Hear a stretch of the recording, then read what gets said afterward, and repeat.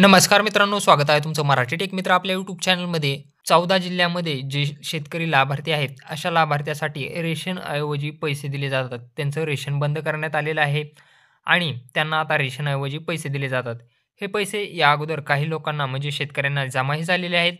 मागील काही दिवसांपासून हे पैसे शेतकरी लाभार्थी यांना मिळालेले नाहीत. परंतु अशामध्ये आता त्यांच्यासाठी आनंदाची बातमी आहे. कारण यासाठी जो लागणारा निधी असतो, त्या निधीची शासनानं तरतूद केलेली आहे. त्याचा जी-आर काढलेला आहे आणि लवकरच आता हे पैसे शेतकरी लाभार्थी यांच्या डी लिंक बँक खात्यामध्ये जमा केले जातील. चला तर मग पाहूयात काय आहे अपडेट. त्यापूर्वी तुम्ही चॅनलवर नवीन आला असाल तर चॅनलला सबस्क्राईब करा. तसेच बेल आयकॉनला प्रेस करायला विसरू नका. आता 14 जिल्हे APL DBT केशरी शेतकरी योजनेसाठी निधी वितरित करण्याबाबत हा जी-आर निर्गमित करण्यात आलेला आहे. 4/9/2025 रोजी अन्न, नागरी पुरवठा व ग्राहक संरक्षण विभाग यांच्या मार्फत हा जी-आर निर्गमित करण्यात आलेला आहे. तर जी-आर काय आहे चला पाहूयात. शेतकरी आत्महत्याग्रस्त 14 जिल्ह्यातील राष्ट्रीय अन्न सुरक्षा अधिनियम 2013 अंतर्गत समाविष्ट न झालेल्या APL शेतकरी शिधापत्रिकाधारक शेतकरी लाभार्थ्यांना अन्नधान्याऐवजी थेट रोख रक्कम हस्तांतरण योजना कार्यक्रम अर्थसहाय्य या अंतर्गत वित्त विभागाकडून रक्कम रुपये 45 कोटी इतका निधी अर्थसंकल्पीय वितरण प्रणालीवर खर्चास उपलब्ध करून देण्यात आला आहे.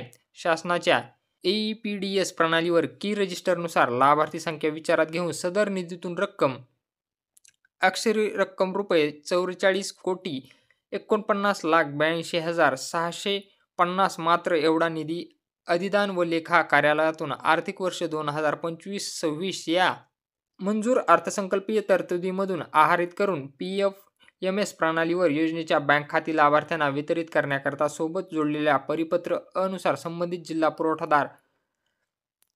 जिल्हा पुरवठा कार्यालयांना उपलब्ध करून देण्यास मान्यता देण्यात येत आहे. तर हा निधी वितरित करण्यास मान्यता देण्यात येत आहे. इथं तुम्ही पाहू शकता. यासाठी जो निधी वितरित करण्यात येणार आहे तो निधी मंजूर करण्यात आलेला आहे. आता हा निधी कोणकोणत्या जिल्ह्यासाठी वितरित करण्यात येणार आहे आणि किती वितरित करण्यात येणार आहे, त्यामध्ये किती लाभार्थी आहेत हे तुम्ही पाहू शकता.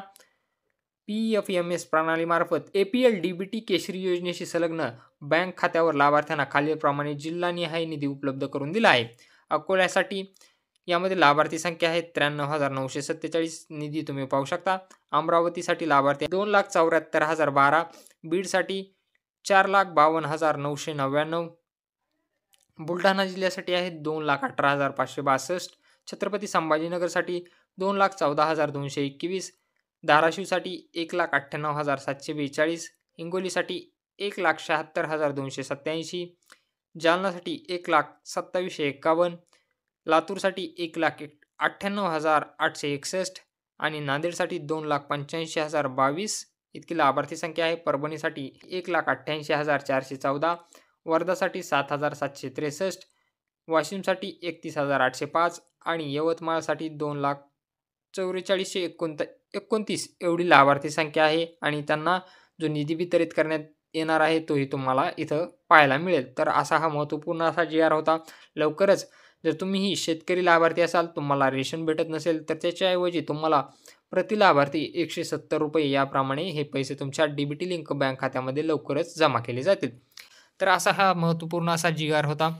तुम्ही येथे पाहू शकता. तुम्हाला प्रति लाभार्थी 170 अशी वाढ करण्यात आलेली आहे आणि ही थेट रक्कम तुमच्या DBT लिंक बँक खात्यामध्ये जमा केली जाते. तर असा हा महत्त्वपूर्ण असा जी-आर होता. जे व्हिडिओ आवडला असेल तर चॅनलला नक्की सबस्क्राईब करा आणि बेल आयकॉनला प्रेस करायला विसरू नका.